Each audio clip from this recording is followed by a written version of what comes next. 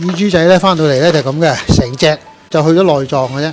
咁咧我哋加工咧一定要咁樣，首先咧把佢呢條脊骨劈開佢，劈到佢一個平板狀，咁把呢啲厚身嘅肉咧剔除佢。第一容易熟，第二容易入味。咁劈咗之後咧，咁呢啲界一界花佢咧，我哋就先用五香鹽醃一次，擎乾水分之後咧，再落乳豬醬去醃嘅，咁先再裝叉渌水，跟住上糖水，咁啊先去焙到隻豬咧有8、9成熟同埋乾身先至可以燒嘅。咁隻豬咧我哋裝好晒，掃好晒糖水咧，就係咁樣放落去焙嘅啫。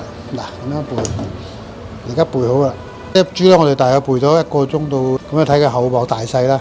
咁啊，一般咧1個鐘到個半鐘之間。